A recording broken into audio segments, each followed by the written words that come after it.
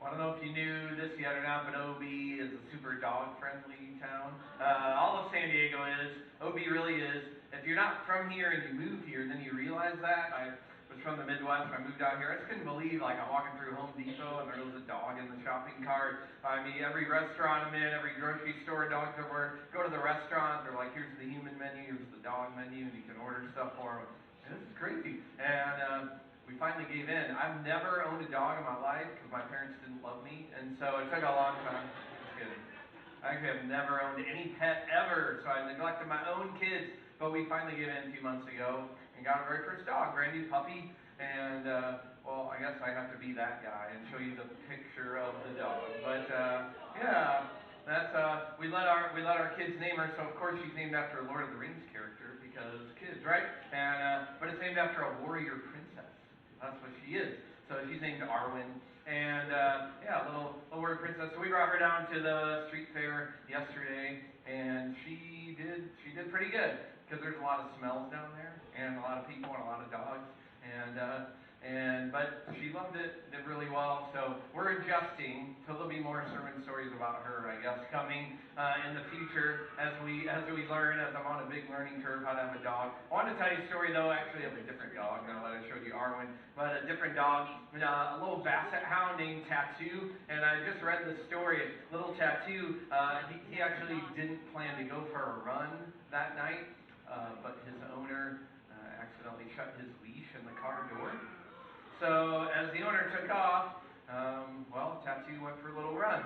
And luckily a motorcycle police officer saw the car go by and something going by behind it and finally caught up and pulled them over. And it's okay, Tattoo is okay. Listen, we're in OB. If I tell you a dog story where the dog doesn't make it, like I'd get like kicked out of town, not of church, so don't worry. Tattoo's okay. But he learned he has a new skill, which is running up to 30 miles an hour. So that's how fast Tattoo had to run. Which is, I mean, it's good that they didn't end up on the freeway. Luckily, it was just through neighborhood streets.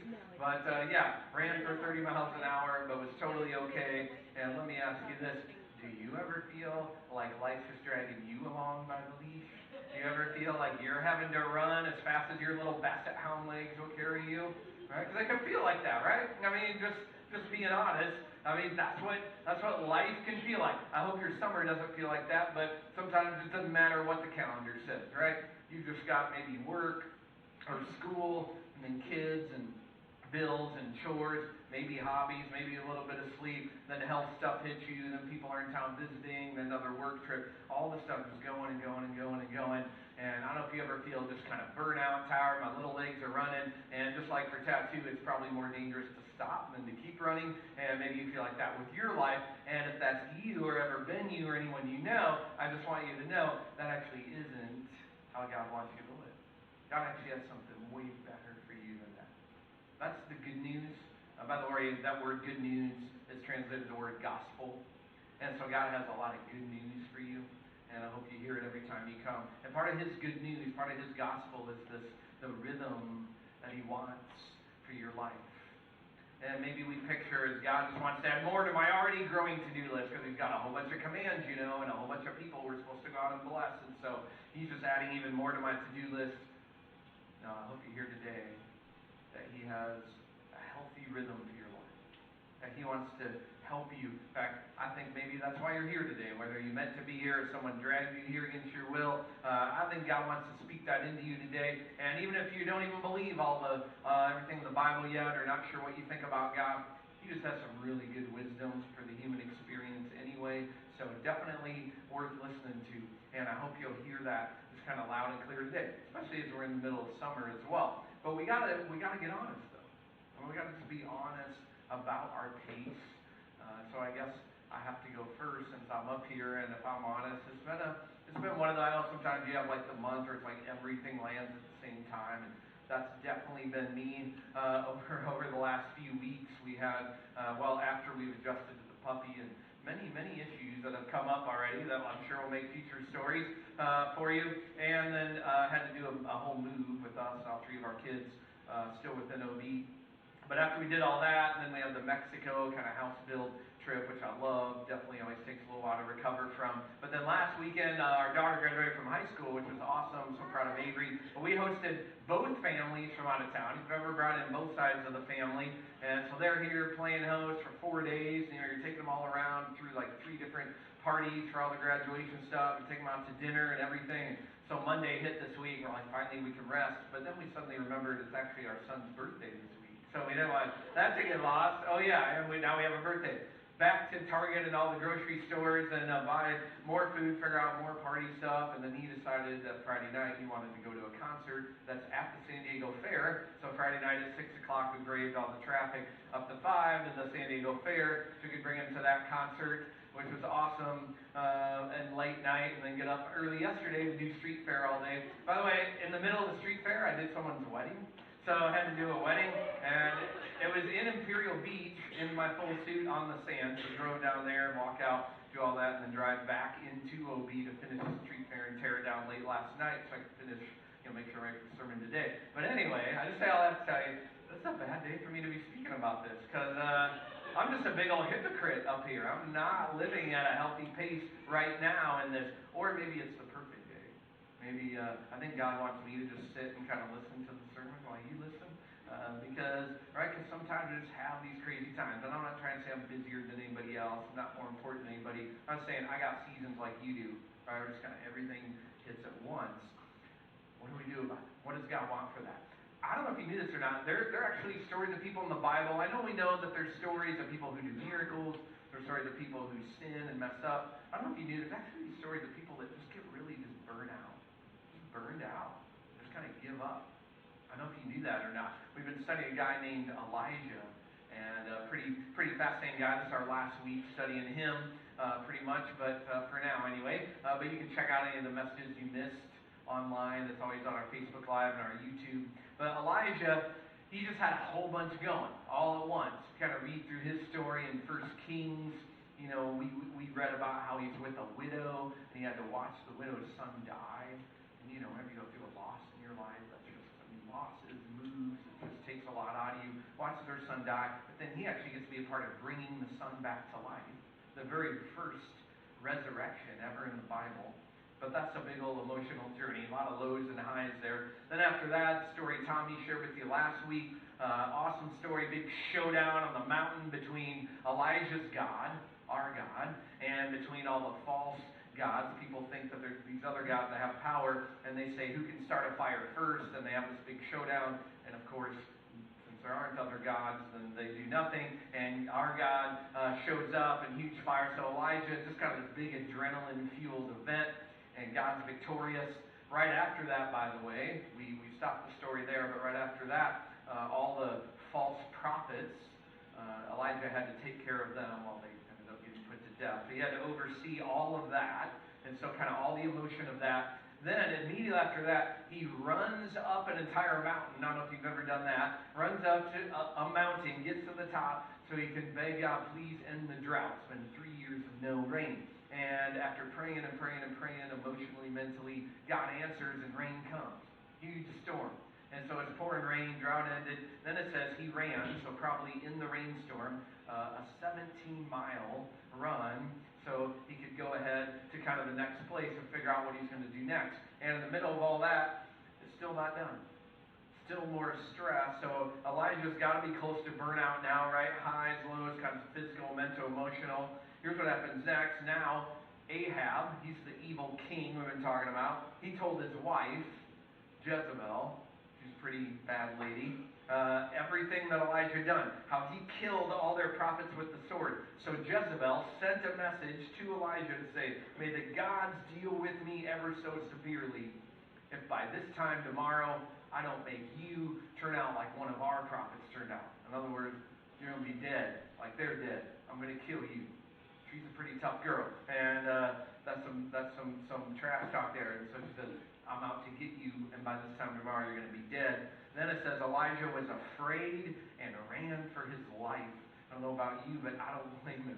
And so you just think about it. Just when you think like you're like, I can't take any more, and then a huge just kind of emotional thing, and you're just like, you got to be kidding me, right? When it rains, it pours, I guess, pun intended for him. Right, but now he just has to run for his life. And what we can forget, and sometimes we need the Word of God to remind us of just these simple little things that we forget, like Jesus' own brother. brother, James, tells us in the New Testament, Elijah, hey, he was just a human being like we are. So I just want you to remember that. I know we talk about different Bible characters. Maybe you hear them in children's church growing up, or you hear them in here and just picture these Bible superheroes. And they must see God all the time and do all these miracles. Life's amazing. They're just human beings. They get hungry, tired, worn out, burnt out. So James reminds us, Elijah had limits like we have limits. He needs time to recover from all this stuff, and now he has to run for his life. I don't think most of us have had to experience that, but maybe you've had to carry this kind of just pressure of just this looming thing. Someone's out to get you at work. You don't know if the marriage is going to make it or whatever. This thing is just kind of chasing you, and it just feels hopeless, especially when you just don't have any margin left. And that's Elijah. And so perfect time to run to God, but he doesn't. He does what we do sometimes. He runs away. It says when he came to Beersheba in Judah, he left his servant while he himself went on a day's journey, so about 15 more miles, out into the wilderness. Notice I didn't read God's name anywhere. Lord didn't say, I now send you, Elijah, into the wilderness. He's just like, I just got to escape from it all. Maybe you fantasized about that or done it. You're like, I just want to get in the car and just drive up the coast. Right? Just want to go sit in one of the awesome mountains around San Diego. I just want to go just hide on the beach somewhere where there's nobody else. That's what he did. Just leave my servant, run out in the middle of the wilderness. He came to a broom bush. He sat down under it, and don't miss this part. Listen, this is real life stuff, right? It's in children's church. It's real life. And he prayed that he might die. I've had enough, Lord. Take my life. I'm no better than my ancestors. Then he lay down under the bush and fell asleep. It's not popular to talk about, but people in the Bible sometimes have suicidal thoughts. And so Elijah, he's done. And I don't know if you've ever had that, maybe not to that extreme, but he's like the KMN. Kill me now, God. This is it. I'm out. I'm done. I got nothing left to give. So you might as well just end my life right here. And maybe you felt that, like I'm just burned, man. There's nothing else. I mean, Elijah would definitely get diagnosed with classic case of burnout, which is an official medical diagnosis, by the way, now. And that's what he has. Man, he just has nothing left. Instead of running to God, kind of runs away and then just sort of yells at God, kind of blames it all on him, as you'll see, and he's just ready to just be done. And sometimes we fall into that. We ignore kind of all the warning signs kind of coming up. Hey, you can't keep going at this pace. I've even had my wife say those literal words. You can't keep going at this pace, and we ignore it sometimes. Sometimes I'm dumb and I ignore that stuff. I don't know if you ever ignore the warning lights on your car dashboard. That drives mechanics crazy. It's like, don't do that. You're like hurting the life of your car. I've done that sometimes. Even worse, I've ignored the low gas light on it. I've literally totally run out of gas twice in my life, which is pretty dumb. Because you can do it once, but then it's like, well, now you learned your lesson, right? Don't push it anymore, right? But then I did. The first time, though, that I ran out, it worked out pretty well. I ran out kind of right at the top of my neighborhood, and I sort of lived downhill in the neighborhood, and I literally just coasted my car down the neighborhood. Literally, I had to make like 3 turns, coasted in neutral, and parked right in front of my house. So that time worked out. Second time, though, I was only like 17, and I had to watch my younger brothers, so I took them in the car to a city like half an hour away to go do something fun, but I didn't ask my parents. And on the way back on the interstate, we ran out of gas. And so I don't know if you're supposed to leave your younger kids alone in the car while you walk to a gas station to get gas, but I did that. I'm like, don't tell Mom and Dad. I hope they're not tuned in online today. But I was like, but I have to go get gas. Because I didn't pay attention to it. It just never works out. And we're ignoring the signs. And maybe you know when the signs are coming. Maybe people are saying it to you. Maybe you're like, why am I so agitated all the time lately? Why do I seem to have no margin, short temper? These signs come. We ignore them. We end up in burnout. And I don't know if you've ever thought about burnout this way. I found this famous worship leader guy who wrote this. And that was so good. It says, burnout is what happens when we just avoid being human for too long. Remember, Elijah was a human just like we are. Avoid being human. Why? Because I think a lot of times burnout comes from, because we produce. I get stuff done, right? That's how we said, I'm getting stuff, I guess you say it a different way, but I'm getting stuff done, right? And we just got to produce, and people got stuff, and I just got to get everything done and forget to just be a human being.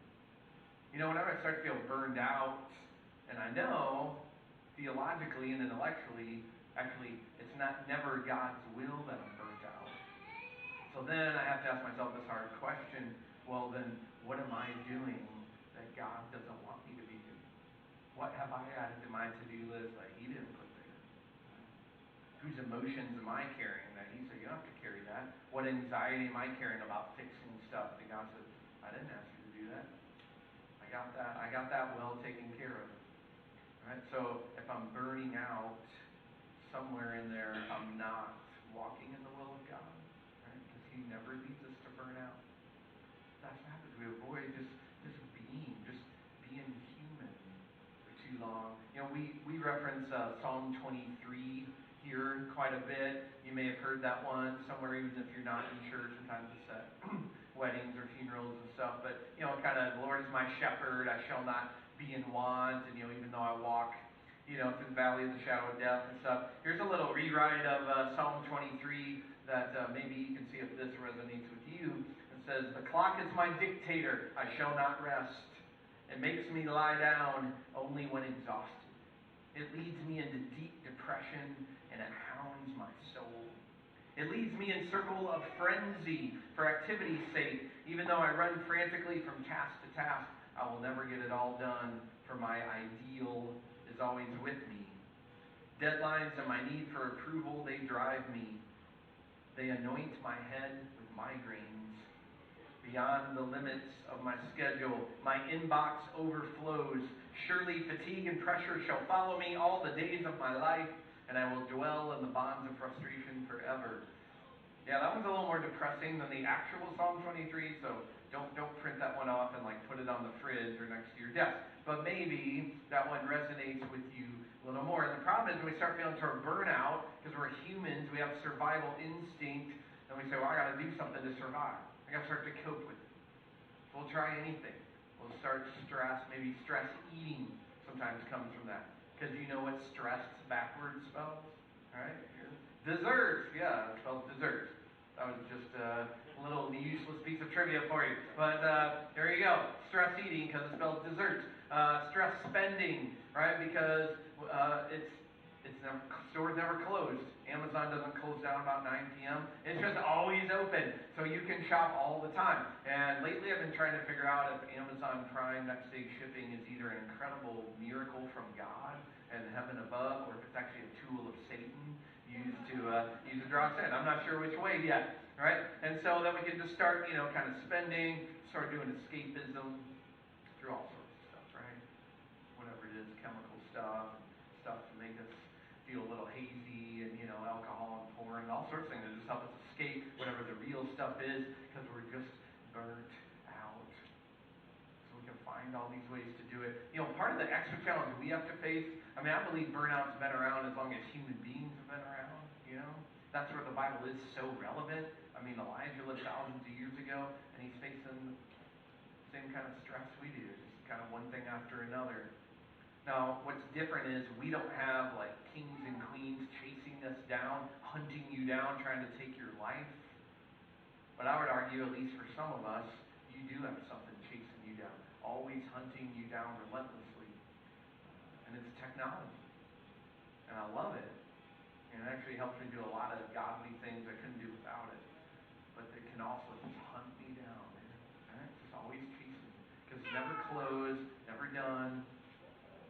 You can now instead of leave work at the office, you can always take it with you. You can do it as you're falling asleep. You can do it on the hospital bed. My wife said on the hospital bed after having a heart attack and supposed to be in recovery the next day, and he's opening his laptop getting more work done. Right? Because you can always bring it with you. People can always get a hold of you. I was counting up. I think there's 8 different ways that people can get a hold of me without even knowing my phone number. And so, right, because it's just always chasing you down. So humans now actually face, I would say, more stress from different places, but our human limitations haven't changed. We're still wired up like human beings have always been. All right, so what do we do about it? What do we do about it, right? What can we do about it to avoid it? Again, God has a better rhythm for us. If you'll invite God in to help you, as Elijah didn't, but if we will run toward him instead of away, he wants to help us recover from this. He wants to help us avoid this and live in a healthier way. And, we sang Amazing Grace earlier. This story is actually a really cool picture of that. Because here's Elijah, remember, ran away from God, mad at God, just got done saying, you know what, why don't you just kill me now, God, because I'm done. I'm sick of doing your stuff. And he just passed out and falls asleep. And and God has every right to say, fine, you want me to kill you now? Right? He said, okay, there's an answered prayer. I'll answer your prayer for you. Right? He could have sat back and said, who are you to talk to me like that? I'm just going to sit back and watch you suffer. But amazing grace. And so look what he does instead. While Elijah's exhausted, hopeless, yelling at God, here's what happens while he's passed out asleep. All at once, an angel comes to him. An angel touches him, I think pokes him and says, get up and eat. Get up and eat. Remember, he's in the middle of the wilderness. He looked around. Check it out. And there by his head was some bread baked over hot coals in a jar of water. Hey, God got up and baked some bread for Elijah. That's pretty cool, right? I like to picture God in kind of the apron, just kind of working there, baking bread. That's pretty cool. He literally just baked him bread in the middle of the woods. So Elijah ate and drank, and now he's got his strength back. Nope, then guess what he did next? He laid down because he's exhausted. So the angel of the Lord comes back a second time. Because our God never gives up. Comes back a second time. Touches him, wakes him up again. Get up and eat, for the journey is just too much for you. God's speaking that warning sign Elijah ignored earlier. He said, hey, you can't keep going like this.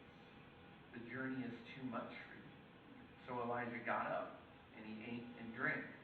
Now, strengthened by the food, he traveled 40 days and 40 nights until he reached Horeb, the mountain of God, which, just fun fact, that's the mountain where Moses also spent actually 40 days and 40 nights receiving the 10 Commandments from God. So God did have somewhere else send Elijah, but he made sure he got to sleep, eat, drink, kind of replenish first before he called him there. And I just want you to see God's hand with Elijah, and we're not done yet, but with Elijah through this whole journey of recovery. Because here's one of the biggest truths about this whole thing. This is the part that stuck with me the most this week as I worked on this. So I think God needed me to hear, maybe some of you as well, is this. That even though God has a lot of purpose for you, we talk about that a lot in this church. He has calling for your life. We're all meant to be the church, be the hands and feet of Jesus, look for people to bless, places to serve. He has purpose for you, but before that, you're his purpose first. I just want you to know this. You're his purpose first. Not what you can get done for him. Just you being you are his purpose first. I don't know if you watched any of the NBA finals. I'm a sports guy, so I liked watching it, even though the wrong team won, but just kidding. Well, I mean, the Canadians beat the Californians. I'm not going to cheer that on. So anyway, my daughter goes, when is the NBA going to end? It's mid-June and it's still on. Didn't it start in October? I'm like, yeah, I don't know. They just play like year-round. But anyway, after part of what happened in the NBA Finals is Golden State Warriors, their best player, and many would say he might be the top 2 players in the whole league, Kevin Durant, had an injury and then re-injured it even worse in almost the last game. And so really sad. I mean, it's going to be like a year before he's back, and some would say he may never recover. Could be end of his career, and he's young. And again, one of the best in the world. And so they interview the owner of the Warriors in a press conference. The owners are always very professional, right? Like, professional, don't worry, like, we've got plans for our team. And they interview him. I've never seen this before. He's in tears. He's crying. And it wasn't about like, we're not going to win championships anymore, and, we just hope he can get back soon. He's just like, I just feel so sad for Kevin. Poor Kevin. Like, we love him. I wish people knew him as a person. Right? Because really, at the end of the day, it's not just his job is to go win us championships in this city. He's just a guy. I know he's hurt. May not get to do this thing that he's passionate about. There's just this cool rare moment, which I know we don't always believe in bosses and CEOs, but that they care about the person before the bottom line. And I just want you to know that's what God is like. He cares about us before he cares about the bottom line. I'm a guy that's just driven by purpose. And so I love reading about the purposes God has for us. I love what's called the Great Commission, Matthew 28, some of the very last words of Jesus.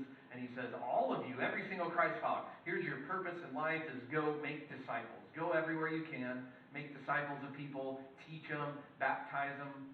So everything we do here is trying to do that. That's what gets me out of bed in the morning. But I need to remember that before Matthew 28 comes John 3:16. God says, because I love you, not what you do for me, because I love you, I sent my only son to live, die for you, rise again, so that you and I, so you can work for me. No, he says so you and I can be in a relationship for the rest of your life and the rest of your eternity. So it's John 3:16 before Matthew 28. God cares about who you are, all right? Or the purposes. I hope you hear that every week, because the truth is, our God is actually a loving Father. I know we just celebrated Father's Day, and that's a hard day for some of us, and a celebratory day for some of us. But whatever your earthly father's been like, this is how he's described in Psalm 103. It said, just like a father, at least the way they're supposed to be, has compassion on his children, so the Lord has compassion on people who follow him. And it says, God knows. He remembers how we're formed. He remembers that we are dust. And listen, that's not an insult. That's not God just going, I remember, you're nothing but a pile of dirt. Right? It's God saying, listen, I know that you have limitations. It's funny, it says he remembers how we were formed, because he did the forming. He actually created us, as we've shared before in Psalm 139. God actually knit you together in your mother's womb, right? At the moment of conception begins knitting you together in your mother's womb. And so God says, look, I formed you. I know that you have limitations. You're not a super mom. You're not super dad, not superhuman. You're not God. So if you ever felt like that, God would say, I know you have limits. Elijah was a human being just like us, and our Heavenly Father knows that. And so he wants to help you actually replenish, whether you're burnt out or trying to avoid that. So here's his plan. It's actually laid out in this story.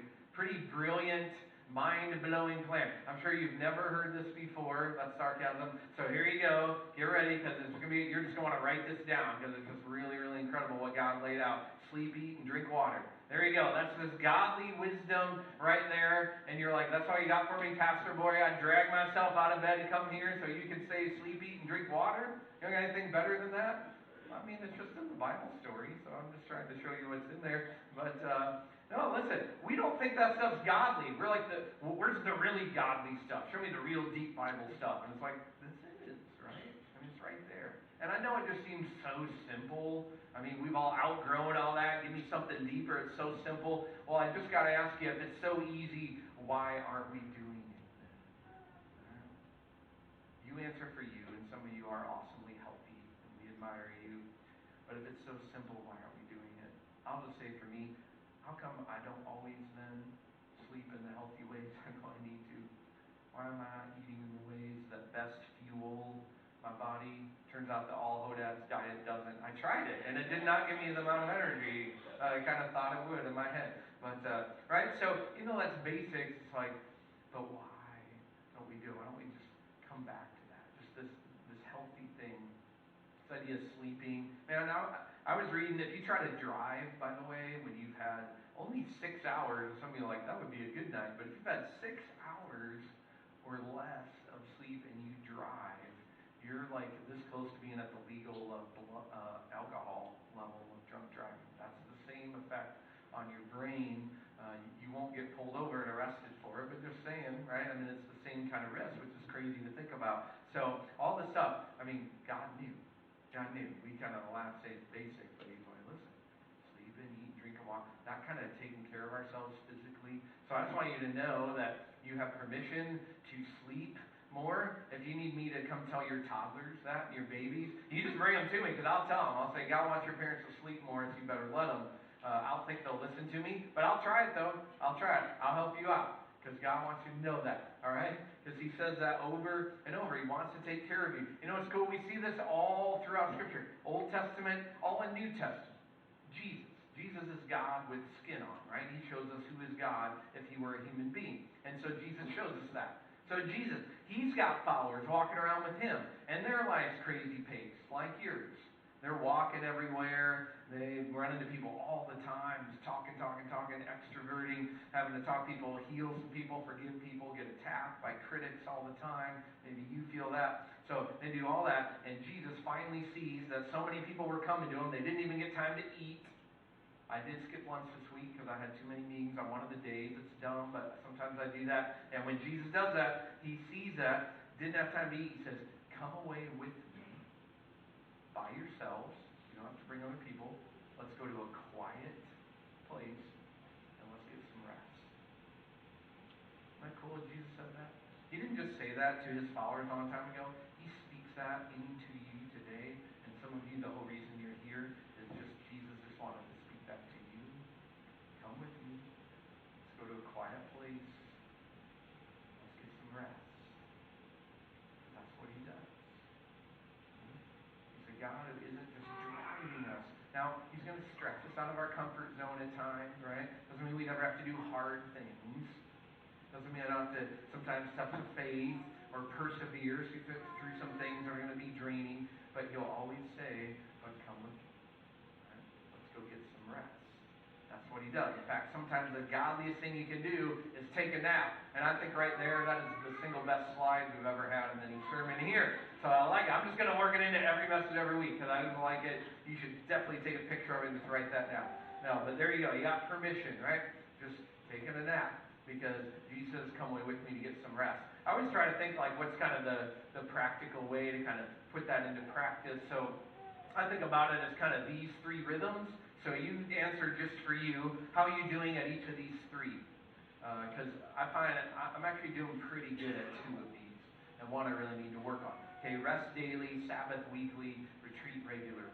How do you do it resting daily, even on those days? And I had some with, kind of leading life groups at night and then kind of meetings all morning, all day and stuff, 13, 14 hour once in a while, that kind of thing. But, right, are you finding time to rest daily?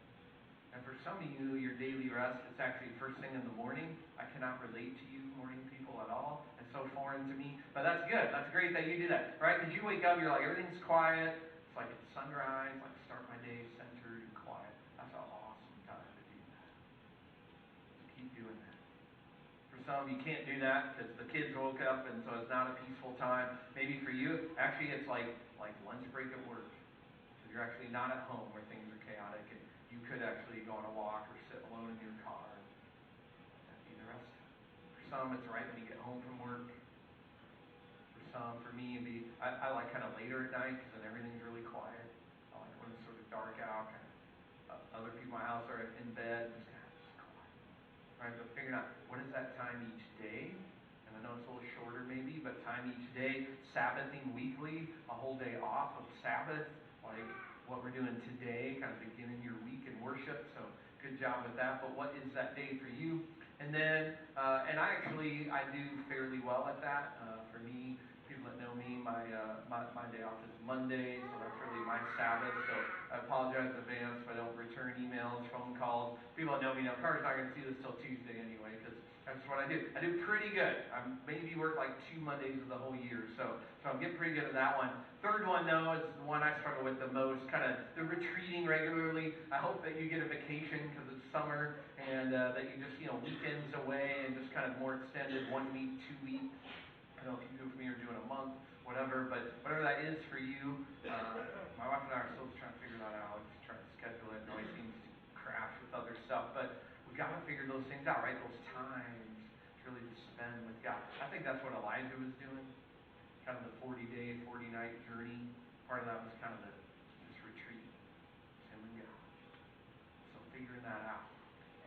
Listen, this stuff's so important. I know you might think, kind of overstating it. It's so powerful. It's actually a countercultural thing.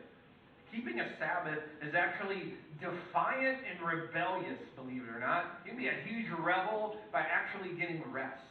Did you know that? Here's how we know that. Because every time you ask somebody hey, how's it going? Hey, what's up? How's it going? They answer one of two things. Good, or what's the other word they always say? Busy. busy, it's busy, it's crazy, it's busy, right? Holidays, busy, it's summer, it's crazy, the kids, we're busy, right? Now imagine, play along, you ask someone, hey, how's it going? What if their answer was this? I'm really well rested. Now be honest, what's going on in the back of your mind? Just a little bit of judgmentalism, right? Just a little bit of, must be nice. You're living off dad's money, right? Must be nice. Wish I had the easy schedule like you do, feeling rested. I don't remember last time I felt rested. All right? Just a little bit of judging. Honestly, if I get good at this, I actually would not want to admit to you when I feel rested. Because I know your first thought is, I knew it, pastors only work on Sundays and the rest of the week they just sit around, play golf, and do nothing, right? I would be embarrassed to tell you if I were rested because I know we have pride with that. Right? For like the busier you are, kind of the more important you are. Someone who's rested sort of has nothing going on in their life. Man, how countercultural is it to actually be healthy and well rested? Actually fight workaholism and consumerism.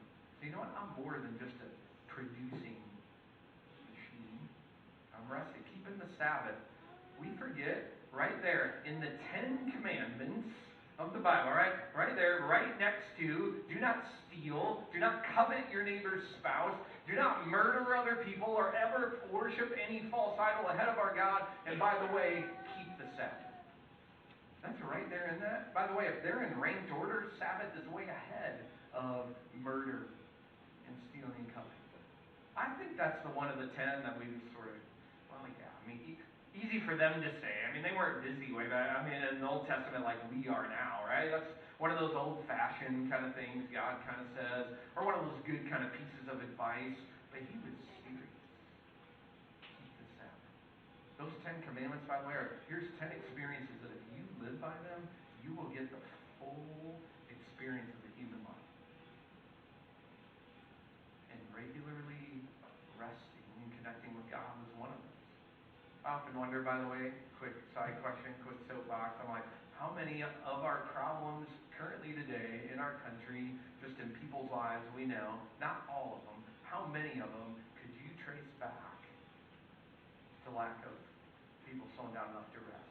Right? Not all of it. How many health issues, how many ulcers and high blood pressure and broken marriages?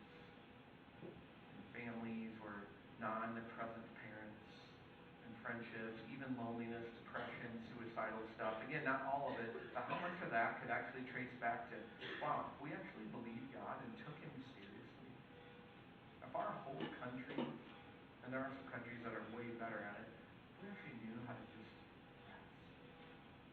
What's better when everybody be physically, mentally, emotionally, spiritually?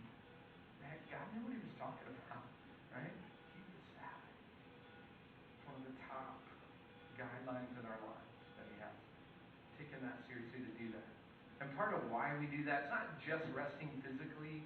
I mean, sometimes you can just take a nap, just zone out in front of reality TV or Sports Center like I would do, just kind of mental break. But part of real Sabbath or resting, though, actually like process. Let God do something in us.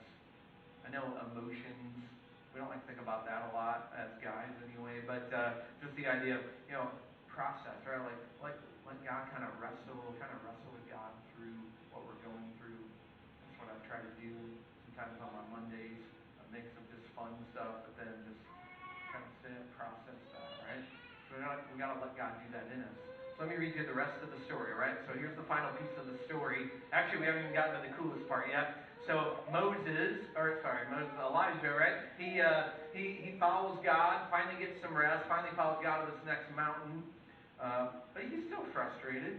He's still frustrated with God. He still feels a little overwhelmed. And, the more overwhelmed we get, the more kind of cynical we get about things, and we sort of catastrophize them. That's what Elijah does. It says, so he went into a cave. He spent the night. The word of God came to him. What are you doing here, Elijah? He replied, listen, I've been very zealous. I've been really passionate for you, Lord God Almighty. And all your people, all the Israelites, they've rejected your covenant. They tore down your altars. They put your prophets to death with the sword. I'm the only one left. And now they're trying to kill me too. You hear that despair, loneliness? Maybe you felt that. You know what? Nobody else understands. Nobody else knows what it's like to go through what I'm going through with these kids right now as a single person, unemployed, through with this health concern. If you've ever felt that, like there's nobody else, and now they're all after me too. So check out what God says. He says, all right, Elijah, I want you to do this. Go out, stand on the mountain in the presence of the Lord. God's about to pass by. Imagine that. He's like, I'm going to finally get to see God. He's going to come right by in front of me. I'll finally see what he looks like, what he's like. So he goes out, and then a great and powerful wind tore the mountains apart, shattered the rocks before the Lord, but the Lord was not in the wind. I don't know about you, but that's what I would think God would come down as a giant storm, right? Like that. Or it says, after the wind there was an earthquake. And I think that's got to be God, right? The whole earth shaking. But God wasn't in the earthquake. And after the earthquake came a fire. But God wasn't in the fire. And after the fire came a gentle whisper. And when Elijah heard it, he pulled his cloak over his face. That's what you do when you know it's actually God. You're humbled. He went out, he stood at the mouth of the cave. That voice, that whisper said to him, ask him again, so what are you doing here, Elijah? Elijah actually gives the exact same answer, word for word. Well, I've been zealous for you, but nobody else cares. Now I'm alone. They're trying to kill me too. But this time, all right, this time God goes on. He says, here's what I want you to do next, Elijah. It's kind of like he's saying, you know what? It's not hopeless. You don't have to do this alone. He says, first, I want you to go anoint a new king. All right, no more Ahab and Jezebel. You go anoint a brand new king. It'll be a better king. And he says, and then I want you to go anoint your own successor. You're not going to have to carry this thing alone. Remember, he thinks he's the last prophet. I want you to anoint a new prophet. He's going to work with you side by side to be your successor. He's a guy named Elisha. So just to be extra confusing, Elijah, Elisha. And we're actually going to study Elisha next. So he says, I want you to anoint him, so you don't have to do it alone anymore. And then, that's not enough, he says, by the way, I know you think there's no other Israelites who believe in me. There are 7,000 more Israelites out there that you don't know yet, and they still love me and follow me. Isn't that cool? What God just reminded him, listen, you're not alone. You're not alone. You got a bunch of other people. I'm about to bring people around you. So if we will come to God in our recovery, as Elijah finally did, he'll do that in us. And here's the final kind of take-home steps I'll leave you with. Sleep, eat, and drink water for sure. And then here's the other piece of it, all right? Here's the final one. We've got to be honest about what we're feeling. You've got to start there. Voice it to God. You saw Elijah do it. Super honest, right? Nobody cares. I feel like I've been working my butt off for you, God, and it's still not enough. People just want to kill me. That's honest. If you want to see more great, raw, honest to God stuff, just read through Book of Psalms. So voice what you're feeling. Voice it to God. Voice it to the right people here. You don't need to just throw it out on social media or just throw it out in gossip. I mean, go to people that can really help you. Voice it in your life group. Voice it to our prayer team that's up here after service. They'd love to just listen.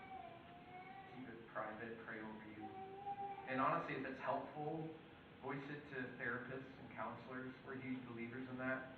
You can just email me, not on Monday, just kidding. You can just email me, and I'll send you a list. I'll send you a list of Christian counselors, and I recommend a lot of people from here there, and it's helped me in my own life as well. So we're big believers in that, but man, voice it, right? Don't go through it alone. Other is learning how do I get quiet enough that if God actually came to me in a whisper, would I be able to hear it?